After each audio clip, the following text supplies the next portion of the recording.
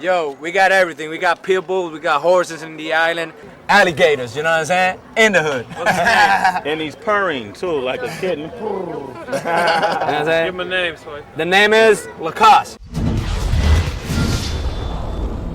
Now, Daddy Yankee, you talk about the streets and being from the streets and coming from the streets, but it was these very streets that at one point almost ended your life, you know, when you were shot. Tell me, how did that happen? I mean, what was going on? That happened, I remember that day, man. It was like one of the pitch black moments in my life. Or it was the Three Kings Day here in Puerto Rico. We were celebrating Three Kings Days. Okay. And I was DJ. What is that? That's tradition right there. Okay. That's January 6th in Puerto Rico means the Three King Days. Okay. You give away from the kids, you give toys to the kids. You know, it's like Santa Claus, but in the lang way. Okay. You know, Three King Days. Okay. And I was at Playero's apartment. DJ Playero. DJ Playero. Okay. I was recording. I remember for the 36, it was one of his mixtapes. And I went down, you know, I went downstairs and I was just vibing with the homies, you know, when all of a sudden I saw the crossfire, you know what I'm saying? And I got caught in an exchange of bullets. Okay. And I remember that I went under a van, you know, when I was stumbling, you know, I fell down, boom, and I went under a van, and that was that was the way that I survived. Really? From that day, you know, and it took me more than a year to recuperate from that day. You know, I was in recovery from 1 year in the hospital. And the bullet is still in your hip? It's still in my hip. Which one, the right one? The right one, the right one. All right, cool. So you was with DJ Playero, who's like the godfather of reggaeton. Oh, definitely he's the godfather of reggaeton. Okay, and now that very same bullet, you know, years later, got you to become Daddy Yankee, the person you are today. Oh yeah, that bullet just made me being focused in music. Okay. Okay, no, because I didn't have any option. You know, it's just music or music. Okay. You know, and I was so determined, you know, and so focused and not to fail. You know, and that attitude got me to this point. So it was because of a bullet that inspired you to go in the studio and make one of the biggest records, the biggest record in reggaeton history, that also brought the music out of Puerto Rico and gave it to the world. Did you ever think Gasolina would accomplish that much, and how did you even come to make that record? I never thought that Gasolina would accomplish that goal. Because you make music just for making music, you know, without thinking in any goals. Just, you know, you put your soul in the music and that's it. And being honest with you, Sway, when I saw Gasolina taking, you know, to that point, I was like very surprised, you know what I'm saying? Because that song specifically, you know, transcended barriers and languages in the entire world and put reggaeton on the map. But besides that, a lot of people thought, okay, this kid, what's Gasolina? Yeah. Let me pick up the album. But when the people found out, oh my God, this is good music. The kid is for real. You know what I'm saying? I got like 10 more joints in that album that they were hot hits in the radio. Yeah. And I gained a lot of awards, you know, for that album. So you transcended all like genre barriers now. You're not just a Latin artist, you're a pop artist. In a sense, right? Definitely. I mean, you know what I'm saying? It's like I didn't want the pop music. Just pop went to me.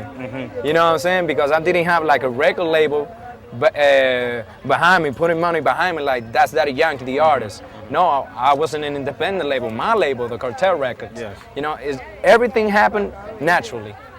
You know what I'm saying? And it was just the people getting the music. When you got good music in your album, everybody's gonna get it.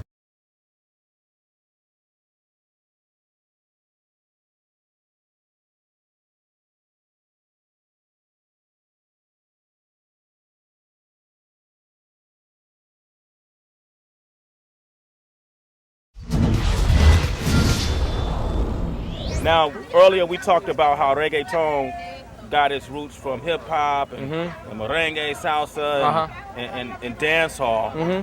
There's a lot of parallels and similarities in what you're going through for reggaeton and what Bob Marley went through for reggae in itself. You know, in the sense that once he became so popular, he became bigger than the politicians. You know, and in some cases he got a lot of pressure from political figures. Talk about the politics that reggaeton has gone through, because at one point the government came down on the music, right? Yeah, in the 1995, I remember the year too. It was 1995. Remember that we put out those mixtapes, and then because of the language, we were banned. You know what I'm saying? And politicians and everybody and the high class society, they were looking at us over the shoulder like, these kids are from the hood, they don't know what they're saying, they're ignorant, they're criminals, they promoting violence because they didn't know this. They didn't know the life that we were living. So the minority became the majority. Okay. You feel me? And we were accepted by the people. And once you're accepted by the people, it's a wrap, man. You know, you're forced to deal with us. You know, and that's what's happening. Right now, the politicians are using the music in their campaigns. So how funny is that? That's funny. That's the irony, right? Right. Before they banned the music, now they use the music. They're using, yeah. Okay. So reggaeton, just like Chuck D once said, hip hop is the CNN for the streets. Oh yeah, definitely. So how would you describe reggaeton to the people? What is it? What kind of vehicle is it for the people? First of all, reggaeton is the voice of the people. Number one, you know, and being the voice of the people, you're able to speak whatever you want to speak. You're a mirror of the people. Okay. You feel me? And being here, and if somebody, you know, got killed, somebody, you see somebody, you know, got shot, or if you see somebody, you know, going to studying from the hood, and he made success because of the story, and you saw that, you're able to write about that. Okay. You know what I'm saying? You have to write about that because that's life. You know, we write about everything, the way we party, the way we dance, about the way we see the struggle here, you know. All the struggle that I went through, I put it in my lyrics. You put it in your lyrics? I put it in my lyrics. That's why everybody's so identified with me. They call me the People's Champ. The People's Champ. Okay. That's my alias. That's my nickname. Everybody call me that. How say the People's Champ in español? El campeón del pueblo. El campeón, the champ. El campeón del pueblo. Del pueblo. Del pueblo. You gotta help me out. I'm learning. No, you're learning. I'm learning. Okay. That's right. They call me like that. The champ, all right? All right. The cangri, which means like the boss. The cangri. That's a slang word here. El cangri. You see everybody saying cangri. You know what I'm saying? The boss. You know. They call me like that because in business, you know what I'm saying? I'm doing, you know, clever moves in business. They call me like that, boss. But it's like that. The people shine. Gain that name, you know, just coming back from the community and having that street cred here with everybody. All right, let's talk about reggaeton too in itself. The sex. The sex that comes from the music and the lyrics that are provocative. All right. Where does that come from? I mean, it's the way we party here. It's when you go, if you go to a club, you will see that. Okay. You feel me? It's hotter than any place. You know what I'm saying? And everybody that has been here in Puerto Rico can tell you about that, you know. And when we go to the club and we see that, the way they dance, the way a girl get down with a man, so we write about that. You feel me? It's not that we're promoting sex, it's like it's happening. That's what it is? You feel me? Right. It's happening. We're seeing that. I mean, has it always been like, you know, just to be liberated and be open with your sexuality when it comes to Latino culture? In the Caribbean, we're like that. If you go to the Dominican Republic, if you go, I've never been in Cuba, but they dance pretty well in Cuba. You know, it's a beautiful country. You know, a lot of Cuban, good friend of mine in Miami have told me that, that we're very similar in the way we party. Dominicans, Cubans, and Puerto Ricans, you know. And if you go to Jamaica, even though they're not Latinos, they party real wild, like us. You man, so it's a Caribbean thing, you feel me? So we just bring. It's hot. It's hot. It's hot out there. You know, man, we're just bringing the Caribbean fire to the States.